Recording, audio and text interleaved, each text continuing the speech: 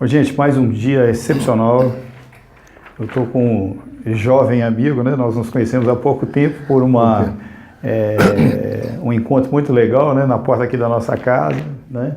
Exatamente. E eu venho durante muito tempo, eu sou engenheiro civil, a minha ênfase na escola foi transportes, né?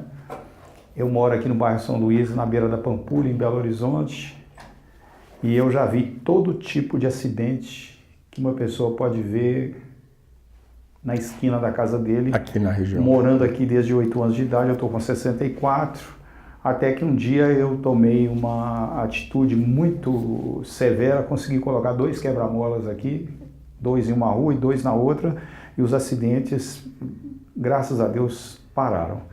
Os óbitos da minha esquina são inúmeros. Eu uma vez quase que eu morri sendo atropelado, uma vez o coqueiro da nossa casa foi jogado no chão, passaram em cima do carro do meu pai tinha acabado de entrar dentro do carro, saiu, veio para dentro de casa e a sorte que ele saiu, né? E eu, engenharia, eu sou especialista, eu sou um perito em engenharia, né? E eu sou especialista também na área de educação, com um projeto que eu montei, vocês vão me conhecer depois melhor. E eu carrego um apelido que as pessoas, durante muitos anos, elas fizeram muita chacota comigo, porque eu tenho muita premonição, e as pessoas começaram a me chamar de Prevenildo. Prevenildo. E eu comecei a rir, porque eu fui aluno de um dos maiores filósofos brasileiros, o professor Moacir Laterza, e ele falou assim que a prudência é a virtude magna. Então, se eu me chamo Prevenildo, muito legal. E eu tenho uma amiga que ela me colocou o nome de Precavildo. E uma senhora, uma vez, vendo um trabalho meu, ela falou que eu era Prevenildo de plantão. Então, eu queria comunicar ao Brasil que o meu nome de guerra, logicamente, o meu nome de oficial do Exército era Carlos, né? O meu nome é Luiz Carlos. Na minha família eu sou Luizinho, né? Mas o meu nome de guerra mesmo que eu gosto é Prevenildo Precavildo de plantão. Né? Eu conheço o estado de Minas Gerais todinho, viajando como engenheiro, como músico, como dançarino e tantas outras coisas que eu faço. E o que eu já perdi de amigo em estrada... Eu faço ideia. É inacreditável. Nós em Minas Gerais, nós temos as estradas no sul de Minas muito curvas. Eu nunca fiz uma viagem que não tivesse pelo menos 3, 4 acidentes na estrada.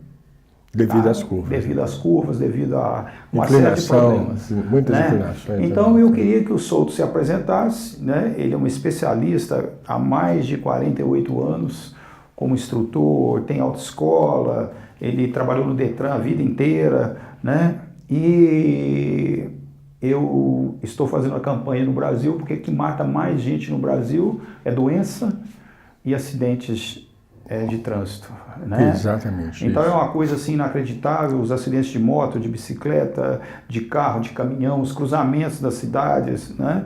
Então eu queria que você se apresentasse, nós vamos bater um papo sobre esse assunto hoje. Meu nome é Israel Souto, meu nome me chamam de Souto pelo sobrenome, e sou instrutor de autoescola há mais de 48 anos, né? Praticamente, que eu tirei minha carteira com 20 anos. Você foi perito de trânsito também, né? Trabalhei perito ad hoc de trânsito, né? Porque quando o perito não podia ir, eu fazia para ele a perícia e ele assinava, né? E então é o seguinte, eu gosto de carro, muito, tanto é que no meu tempo, quando eu tirei carteira, você já dirigia sem carteira, e no meu tempo era Jeep, aquele Jeep. Eu também comecei a dirigir com 14, 15 anos. Pois é. Rural, né? Rural, pois é. E outra coisa, era Jeep, eu ia sem carteira. O dia que eu fui tirar a carteira, eu primeiro fazia o exame de legislação de trânsito, era lá na sala com a banca examinadora. A banca examinadora lá dentro do Detran mesmo, né? Eu também passei por isso. E o instrutor falava assim, o examinador falava assim, que placa é essa? Que placa é essa? Que placa é essa? Então passou, pronto, né? E tinha o exame de mecânica também, que era necessário de mecânica, mas era uma coisa muito superficial, né? Como é que troca o pneu, como é que chama o médico, para que serve a caixa de marcha, as coisas todas, né? E o mais interessante... Eu acho que são coisas simples até certo ponto, né? Né? Porque se a pessoa não tiver o mínimo conhecimento, né, como é que ela vai trabalhar? Ah, não, é lógico, né? Mas é aquilo que a gente fala hoje, que hoje, inclusive, mecânica não existe praticamente, mecânica não existe mais, né? É só, entre aspas. Mas eu tirei a carteira, eu fui sozinho, dirigindo o carro que eu estava com ele. Entrou o examinador dele e, por incrível que pareça, era um Chevrolet 46. Certo? Só tinha o examinador, ele deu uma volta comigo no quarteirão ali do Detran mesmo, né? E não, você já passou, pronto. Aí esperei a carteira ficar pronta na hora, que o tempo era da datilografia, né? Datilografava a carteira, sem retrato, e saí de lá todo feliz. Eu também venho por esse mesmo caminho, né? E eu queria já começar a falar com você, tá? Eu acredito que o ser humano ele precisa de ser doutrinado, né? Ele precisa de aprender os conteúdos que são necessários para ele executar alguma atividade. Com certeza. Né? E eu queria te fazer a primeira pergunta. Habilidade no volante. Onde começa isso? Olha, a habilidade do volante... Hoje é muito difícil você definir essa palavra habilidade. Tem 4 palavras que eu considero muito importantes, que são conhecimento da legislação de trânsito, né?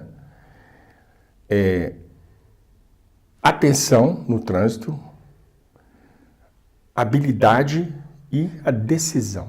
São 4 elementos que tem que estar sempre ali na cabeça do condutor. Certo? Eu queria que você repetisse, eu vou fazer um comentário em cima de cada uma dessas palavras. Qual que é o primeiro? O primeiro é o conhecimento. Conhecimento da legislação de trânsito. Como é que funciona, né?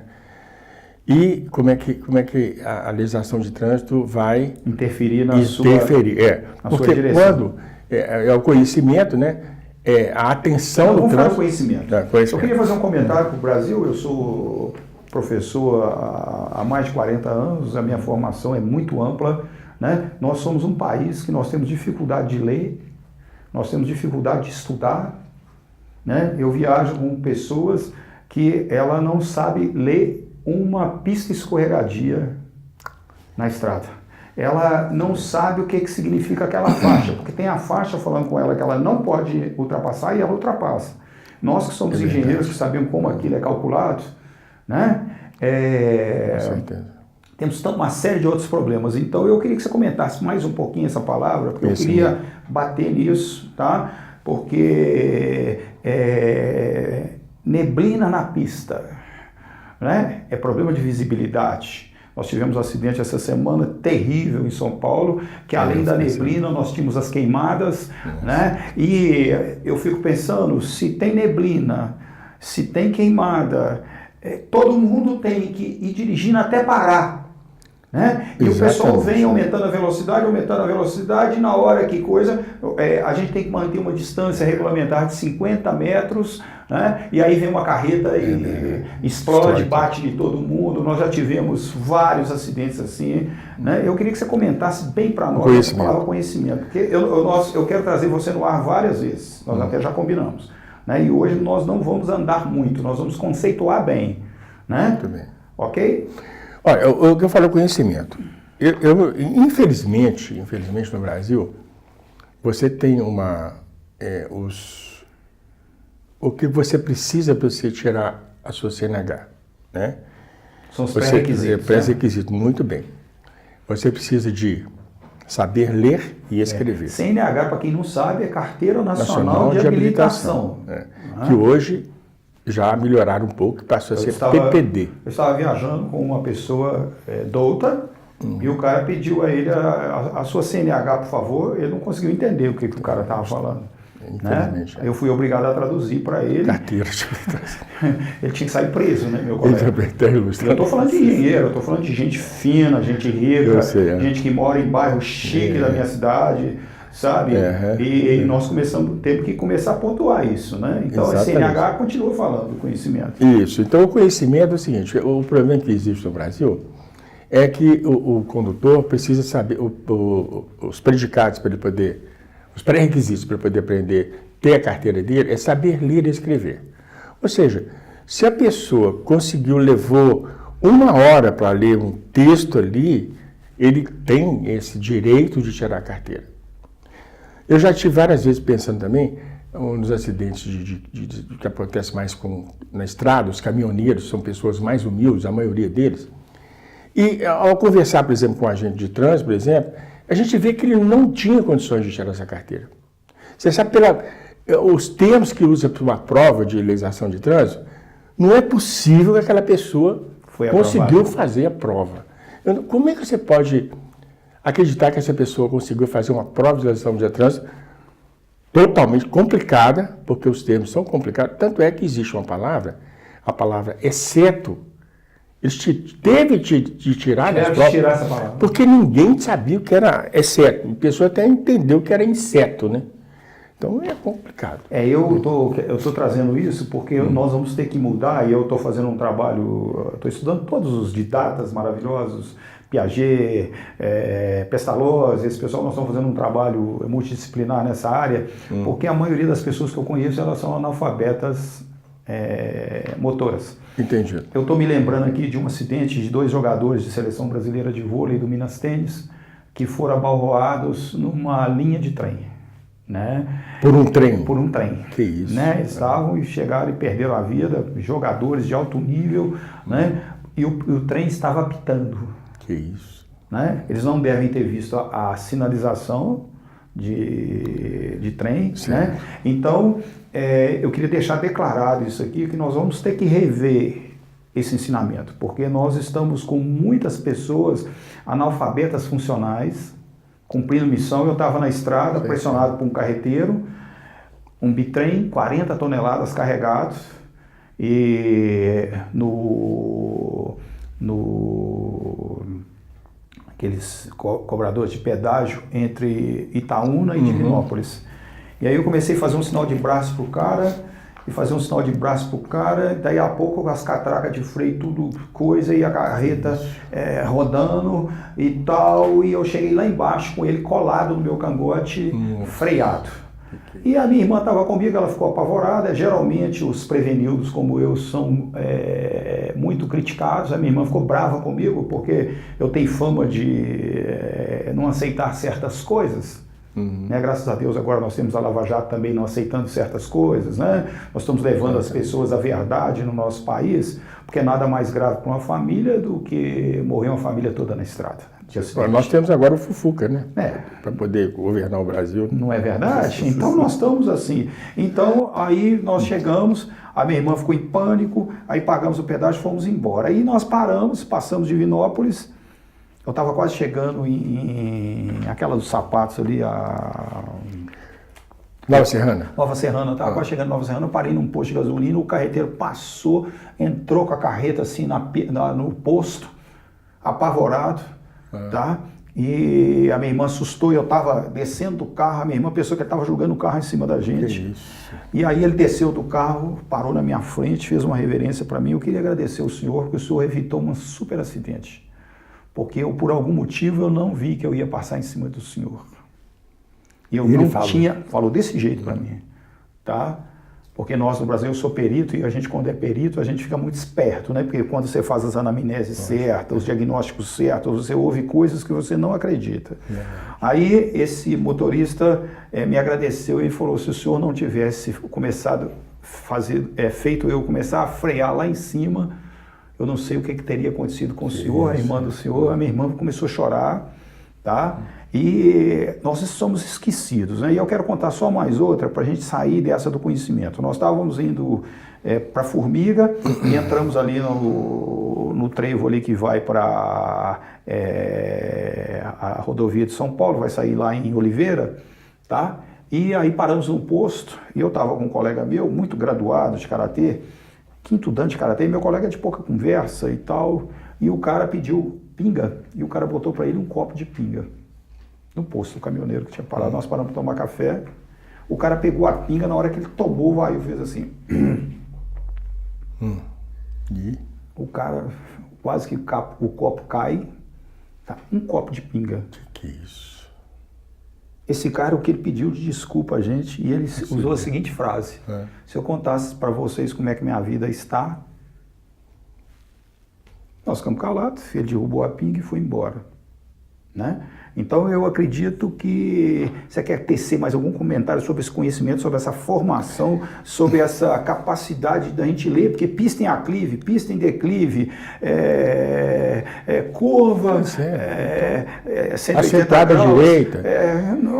Por exemplo, tem umas placas de trânsito, né, que elas assim, proibido virar, por exemplo, à direita.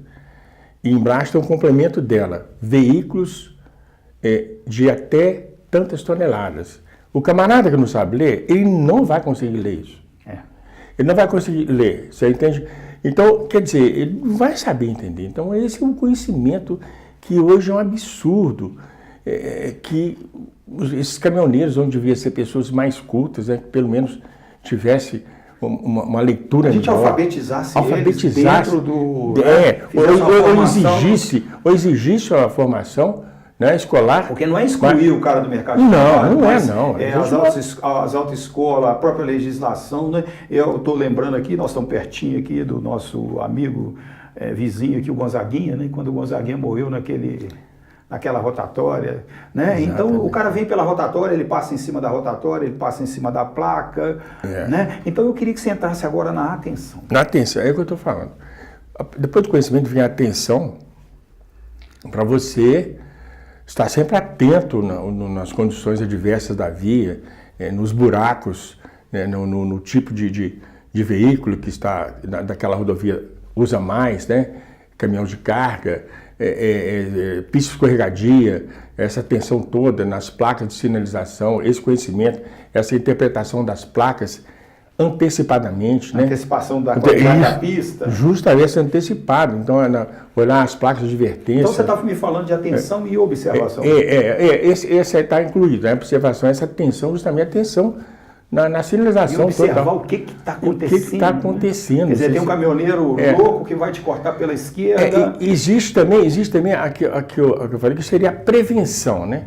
Então, por exemplo, que teria nessas 4 que eu falei, essa prevenção, que seria quando você sair de casa, você vê se o seu carro está bom para está em condições de rodar. Ver pneu, né, ver óleo, ver gasolina, ver parte elétrica dele, frenagem, tudo direitinho. Seria a melhor, essa prevenção também que você pode até incluir nessas 4 palavras. Nessas 4 palavras. Então quer dizer que nós estamos na atenção. E eu queria fazer esse comentário porque o Prevenildo Precavildo de plantão, né? Aprendi isso em casa com meu pai, que meu pai era muito exigente. E uma das coisas que sempre me chamou a atenção, na minha formação militar, eu fiz CPOR em Belo Horizonte e nosso instrutor-chefe era o Major Guedes. O Major Guedes era um cara assim, implacável com a gente, né? Ele não admitia erro, e ele tinha uma frase: erro, ele é muito legal quando você não paga com a vida. É verdade. Né? O erro ele é totalmente permitido quando se você não pagou com a vida. Agora, se você pagou com a vida, agora se você ainda pediu emprestado a vida do outro, o outro é que pagou com a vida dele, isso é muito sério, né? Com certeza. Então eu fico pensando, quando você coloca isso, né? A prevenção, né? Quando você coloca a atenção, né? Eu vejo as pessoas totalmente desatentas e os escoteiros, eles têm uma frase que eles aprendem quando criança, sempre alerta. Eu queria que você comentasse isso para nós, qual a diferença que esse motorista que tem esse sempre alerta, né? Porque você tem um alerta do carro que você liga o alerta, põe o triângulo de segurança, o cara vem, passa em cima de você e depois que ele descobre que você estava parado na pista. Isso é terrível, né? Por exemplo, o carro, você tem que saber também o tipo de sinalização. Hoje quase ninguém sinaliza com o gesto do condutor, que é muito importante. Muitas vezes você... Esse dia lá do carreteiro, eu botei o braço lá de fora. Isso, pois você está substituindo aquela luz de freio, que às vezes pode dar um defeito na sua luz de freio e a pessoa... Não vê. Não vê, ela deu defeito, está lá. Se você fizer assim, já fala, esse cara vai parar, né? Que é um dos gestos que você tem que efetuar quando você precisa dessa emergência.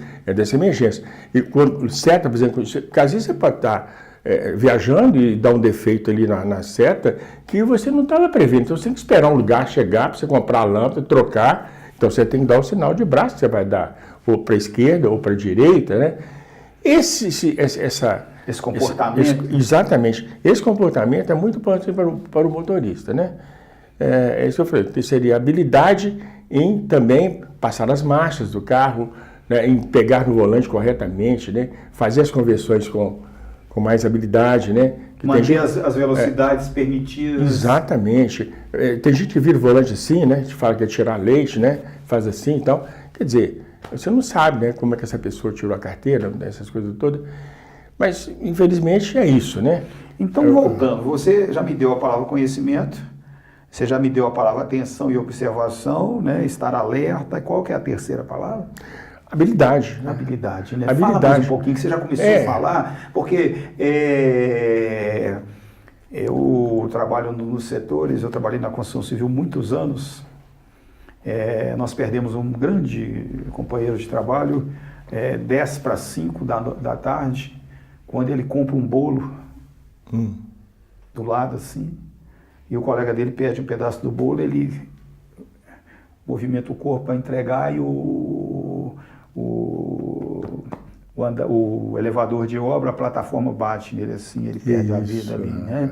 Então, você começou a tocar num assunto muito importante aí agora, né? Volta nessa palavra pra gente. Da habilidade. Da habilidade, né? Porque o João era um grande profissional e não teve habilidade suficiente para fazer a leitura do ambiente todo, né? Justamente, essa habilidade você adquire com a direção defensiva, né? A habilidade. Você, por exemplo, se você tem uma direção hidráulica no carro, ela é mais fácil de você movimentar. E se o carro for automático, você fica com menos coisas para fazer. Hoje tem carro elétrico que faz tudo, né? Você programa lá o carro, lá, ele tem o GPS dele, ele vai sem motorista, sem nada. Mas estou falando nesse sentido, que o Brasil está muito atrasado nisso aí, mas já está chegando para passar para os carros automáticos, igual nos Estados Unidos, né? E você tem que saber a primeira, a segunda, passar direitinho, que hora que você vai reduzir. Tem gente que, eu até costumo falar o seguinte, tem gente que vê um quebra-mola e sem pisar no freio, né? Primeiro você tem que diminuir a velocidade dele no freio, para depois reduzir. Isso para explicar isso é muito difícil. E o pessoal fala quebra-mola, ali tem um quebra-mola. Aí ele só acha que o quebra-mola é que tem que passar a segunda. Ele não acha que um local que tenha que reduzir a velocidade, você também tem que reduzir a marcha. Então ele acha que é só na quebra-mola que ele vai ter que passar a segunda marcha. Né? Então você está falando que muitos motoristas dirigem no achômetro. Exatamente. Então, o quebra-mola, mas se tiver um buraco, ele acha que não deve pisar no freio e reduzir também, né? Você entende? Quer dizer, eu não estou falando, pelo contrário, as mulheres hoje estão tirando mais carteira do que os homens, né? Você pode ver o número de mulheres aumentou muito que estão dirigindo, né? Hoje as mulheres dirigem para os homens, mas antes... E o cara fala assim, quebra-mola. Eu até tenho mania de explicar o que é. Por que tem a palavra quebra-mola? Você sabia que tem? Não, porque eu gosto muito de usar o redutor, né? Porque eu acho que a quebra-mola é muito... Pois não. O que é? Mas explica pra gente. Pois é, mas o que é? Redutor de velocidade? Redutor de velocidade. Porque se você fala quebrar a velocidade também, seria reduzir a velocidade. Com certeza. Em inglês é speed breaker. Então o camarada confundiu spring breaker, que é quebra-mola, né? Tá. Então chegou um cara lá, não, isso é spring breaker.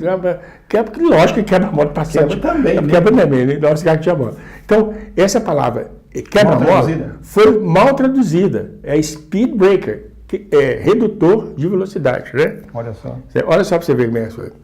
Então as pessoas só acham que devem reduzir a velocidade no quebra-mola. Você vai fazer uma curva acentuada, você vai proceder da mesma forma que você faz um quebra-mola, né? O redutor de velocidade. Uma curva bem acentuada, né? Se você está na velocidade, você tem que diminuir a marcha e talvez diminuir a velocidade, diminuir a marcha, depois diminuir a velocidade e fazer aquela curva mais devagar.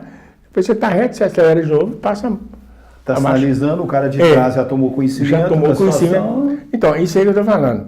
Esse conhecimento, essa atenção, né, nesse tipo de de comportamento na estrada, né, nas Essa vias. prudência, né? Isso que a pessoa tem. Então, é isso que eu Está falo. faltando alguma palavra dessa? De que Cita as 4 palavras, então. Conhecimento, atenção, habilidade e decisão. Decisão. Então, eu queria entrar nessa decisão. Perguntei. Os motoristas são impacientes, né? Estão atrás de você. O cara que está dirigindo também é impaciente. Ele tem um mau projeto para chegar, ele calculou mal a chegada dele, dirige sem planejamento. Fala para a gente essa palavra que você pôs agora. A decisão é o seguinte. Por exemplo, tem pessoas que têm um local não sinalizado. Pela norma de trânsito brasileira, a preferência no cruzamento, sem sinalização, é da pessoa que vem da direita para cá. A preferência é dela. Ora, se eu tenho, por exemplo, uma decisão dessa, por exemplo... A pessoa que vai encontrar com você na sua direita, né? Não, se eu estou no cruzamento... Você está aí e eu estou aqui. Não tem sinal para ninguém. Não tem sinal para ninguém. De quem que é a preferência? É de quem vem do lado de cá. Então, quem vem do seu lado direito. Exatamente. Primeira coisa, se eu vou passar no cruzamento, eu vi que não tem sinalização nenhuma, primeiro eu tenho que olhar para a direita aqui, porque o cara teria a obrigação de olhar para mim. Mas isso não acontece nunca. Então, quer dizer, a primeira coisa que você faz é olhar para a esquerda, porque o cara não vai te dar preferência, ele não conhece as leis de trânsito. Então, ele esqueceu disso. Então, por isso que o nosso cruzamento aqui tinha 4, 5 acidentes por semana. Pois é, quer dizer, se a pessoa respeita... né? Com óbito. Exatamente. Se as pessoas respeitassem as normas de trânsito, né, aí eu creio que os acidentes seriam muito menos do que existe. Então, isso que eu estou falando. Essa decisão que a pessoa chega, por exemplo, tem uma parada obrigatória aqui para mim, certo? E, inclusive, as paradas, quando tem placas de parada obrigatória, tem no chão também, você tem que parar ali mesmo, mesmo que não venha ninguém. Né? Tem gente que ninguém para numa parada obrigatória. Quer dizer, se você parar numa parada obrigatória, até é perigoso ver alguém te bater na sua traseira. Né? Certo? Quer dizer, são coisas terríveis. Então, a pessoa que está ensinando a dirigir, por exemplo, sofre muito com isso, porque eu tenho que ensinar o aluno a fazer a coisa certa. Mas a pessoa que está, ele não admite, né, que eu vá parar. Eu, por exemplo, quando eu vou parar na parada, tem uma placa de todo tamanho, eu tenho que dar um sinal de braço lá, ensinar para ele, que se ele não der um sinal de braço, o cara vai bater nele, porque ele não vai imaginar nunca que um carro de autoescola tem que parar ali. Ó. No exame de legislação, você tem que fazer isso, né? Então é que eu estou falando com você, essa decisão é você saber. Parada obrigatória, parou, pôs primeiro, olhou dos dois lados. Quando tem parada obrigatória, você perde a preferência. Olhar primeiro para a direita. Olhar. Não, quando tem parada obrigatória, você perde a preferência. Nesse caso, não precisa mais de preferência. Não, beleza. Aí você tem que. Você olhou, não vem ninguém, decide e vai embora. Então eu tenho uma frase que eu já ensinei muitas pessoas a dirigir, vários irmãos, né? Eu sou um filho mais velho, praticamente eu ensinei quase todos os meus irmãos a dirigir. Eu tenho uma frase: sinal aberto não significa que você pode passar. Você só pode passar se não tiver ninguém passando. Porque 2 corpos não podem ocupar o mesmo lugar no espaço. Mesmo espaço. Então Exato. eu fico pensando, né, que eu, como prevenido de plantão, eu levo isso de vantagem. Né, que eu dirijo tem 50 anos, né, e nunca bati, nunca tive problema no trânsito. Eu fui motoqueiro 10 anos, nunca, minha moto nem escorregar, ela escorregou. Né? Isso, o dia que eu distraí na moto, o cara montou na minha garupa com um revólver nas minhas costas, ele me levou embora. Isso. Que hoje a gente vê o carro acontecer isso. Outro dia a mulher está com um cachorro shih tzu muito chique e o pivete roubou o cachorro na fila, na janela,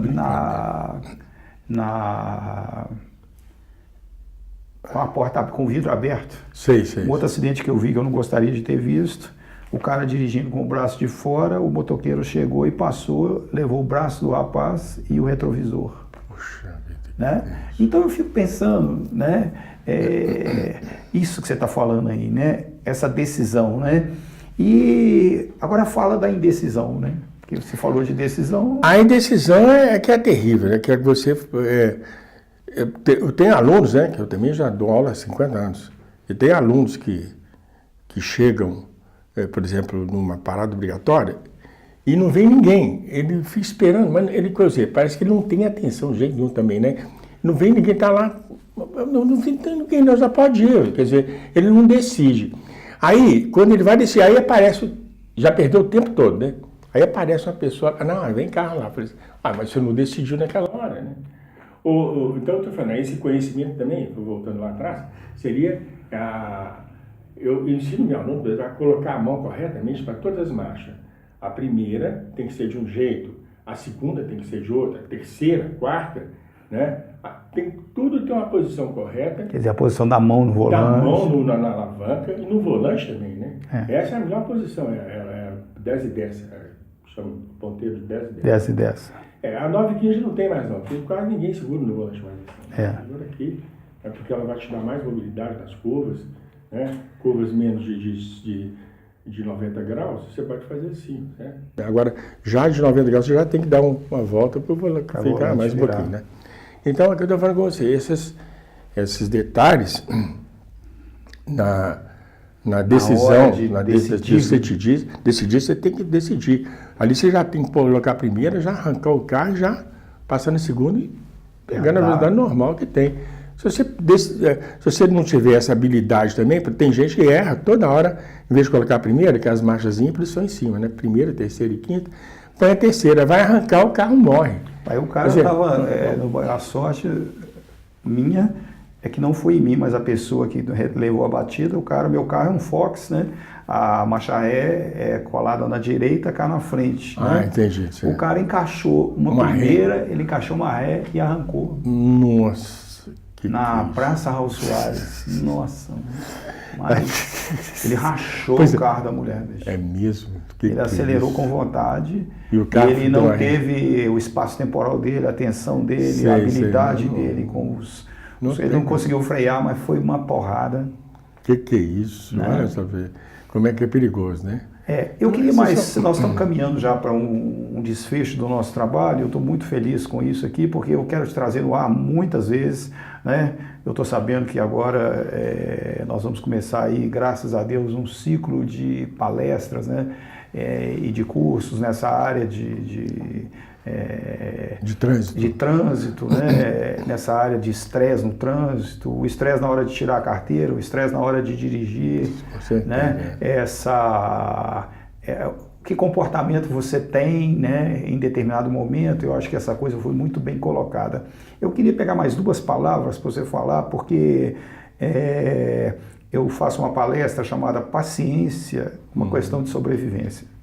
E eu entendi na minha vida que um dos maiores pecados do ser humano é ser impaciente, né? E se isso for no volante?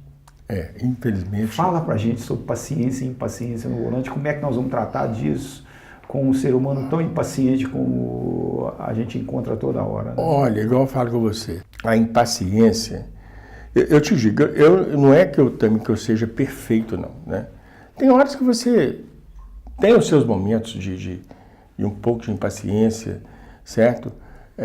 Você sai de casa, eu acho que todo mundo tinha que dirigir sem problema nenhum, mas quem é que não tem problemas para resolver, né? Às vezes você tem um problema, por exemplo, eu vinha para sua casa aqui 10 horas, mas eu cheguei lá, o pneu vazio. Aí eu atrasei, você está entendendo? Você tinha ligado até para mim antes, né, sabe? Atrasei um pouco, quer dizer, então fui mais rápido. Aí o que aconteceu? Para não atrasar muito, eu já fui um pouco mais rápido com o carro. Você refez sua rota, seu planejamento? Isso, eu ia normal, mas puxa, eu já estou atrasado demais. Quer dizer, como é que eu poderia, por exemplo, nesse momento... Essa paciência nesse momento que você estava me esperando, tinha todo o pessoal me esperando, e eu falei assim, eu vou andar mais rápido um pouco, né? Será que sem paciência?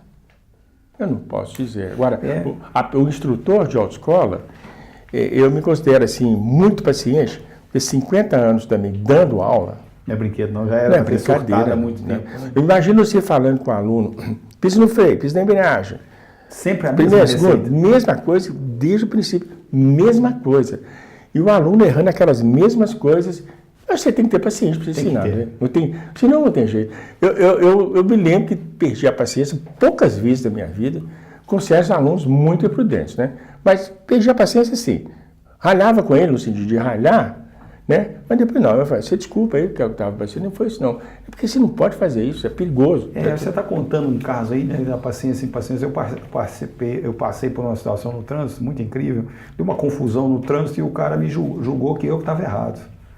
E desceu e começou a esbravejar. Ele julgou. Julgou que eu estava errado e ele começou a esbravejar, porque eu fui obrigado a frear e parar. E ele, por sorte, que graças a Deus eu sou muito protegido, ele não bateu no meu carro e ele desceu. E ele falou cada coisa comigo. Aí eu esperei um pouquinho, desci do carro, sou uma pessoa bem experiente. Eu falei com ele, ó, eu vou te dar um conselho. Cara igual você não deveria receber esse conselho, não, mas eu vou te dar ele. Eu lutei 10 anos de judô, eu lutei 3 anos de capoeira. Eu com 19 anos eu colocava tiro de mosquetão no alvo. Tá? E você decide se você quer brigar comigo ou não. Eu achei tão engraçado. O cara, ele se complicou todo, entrou dentro do carro e foi embora. E arrancou em alta velocidade e foi embora. Então eu fico pensando que essa razão, né, que eu tive na hora, né, essa paciência para conversar, porque eu negociei com ele. Né? Na realidade, eu já poderia ter descido do carro. De uma certa forma, foi uma impaciência despistada, né? Despistada, né? O cara totalmente estressado, impaciente, né? Eu queria que você deixasse a sua mensagem final para o nosso público. Nós vamos voltar muitas vezes. Nós queremos um tráfego com risco zero, né? Nós queremos uma mudança de formação dos nossos condutores. Nós não queremos não dar carteira para as pessoas, nós queremos fazer com que elas entendam o que é que elas precisam, porque o ser humano, quando ele entende, e eu quero citar meus grandes mestres de obras.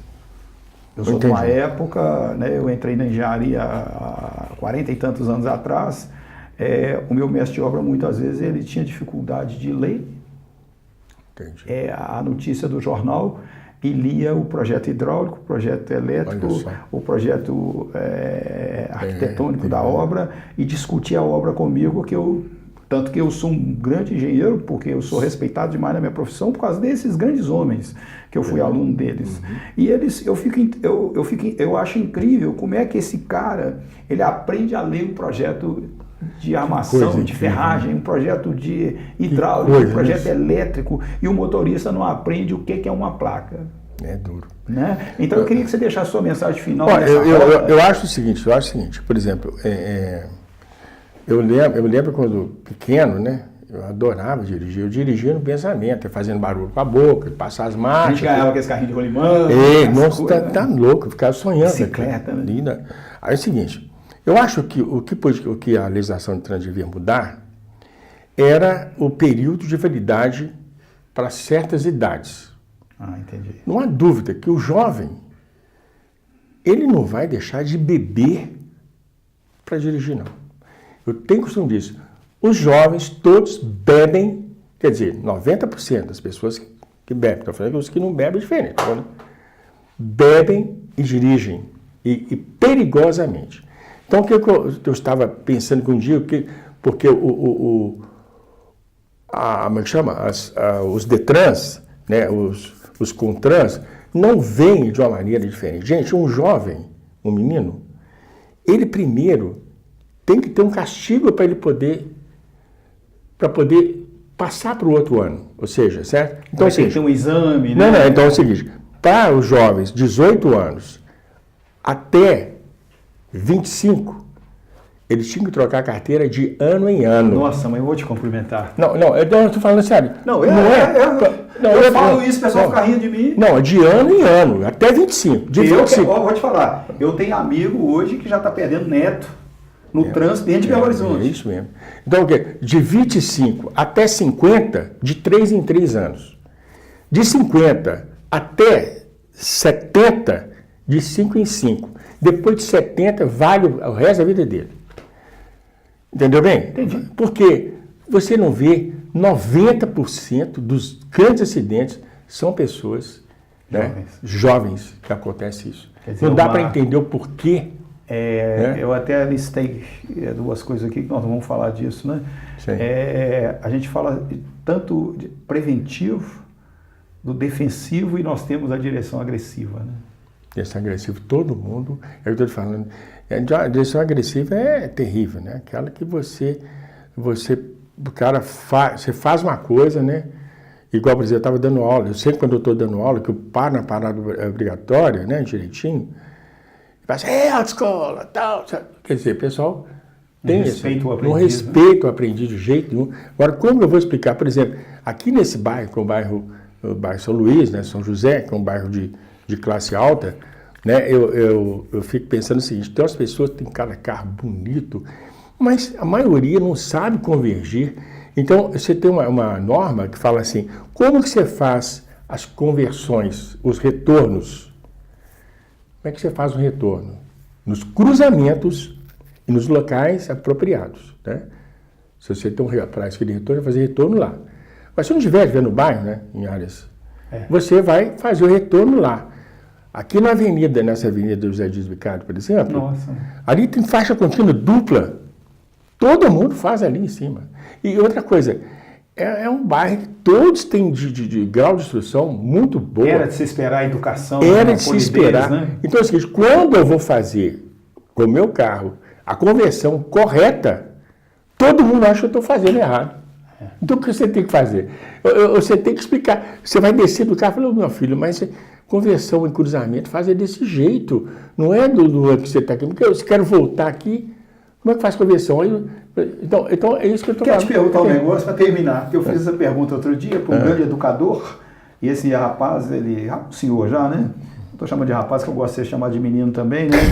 Eu fiz a pergunta a ele, essa Rede Globo maravilhosa, essa SBT, essa Record, com essa potência toda, né? A internet hoje, cadê aquela propaganda?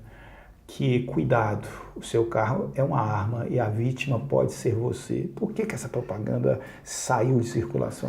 Eu me lembro dessa propaganda, realmente era muito importante. As pessoas colocavam, né, sempre, você via nos painéis, né? Hoje também eu fico pensando assim, se for beber, não dirija, né? Ou seja, deixa eu te falar uma coisa, qual é a pessoa que sai com a família, a maioria das pessoas, que vai dirigindo e não vai beber?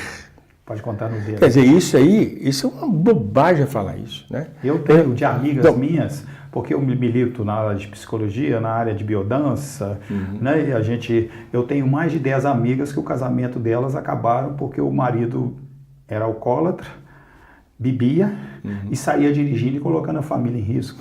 Olha para você ver. Pois é isso que eu estou falando. Ninguém tem coragem de falar isso. Não, é o que eu estou te falando, não tem jeito, ou seja, se você vai numa festa, aqui no Mineirão ali, daqueles carros que estão ali, me fala quem é que não bebe? Quem é que não bebe ali, aqueles carros todos? Quer dizer, isso é uma falsa... Um contrassenso, né? Contrassenso, não dá para entender por quê, entendeu? São coisas que a gente tem que ver como é que vai Vamos resolver isso. E nós vamos estar muito no ar... Tá? É uma honra estar contigo. Eu te agradeço muito. É uma honra estar com uma pessoa tão experiente igual você aqui hoje, né? Eu me sinto honrado com isso. Eu estou num momento muito sensível, porque eu perdi um irmão agora para a doença, né? E a gente perdeu uma pessoa da família da gente por um acidente ou por uma doença. São coisas muito graves. E eu sou o precavido de plantão, então para mim é uma honra estar te entrevistando agora. Eu vi um engarrafamento em Brasília, numa das vias principais, lá de 20 carros que engavetaram um atrás do outro, com aqueles quebra-mola, aqueles radar de 50 e 50 metros, os caras ainda conseguem engavetar 30 carros. Que isso, né?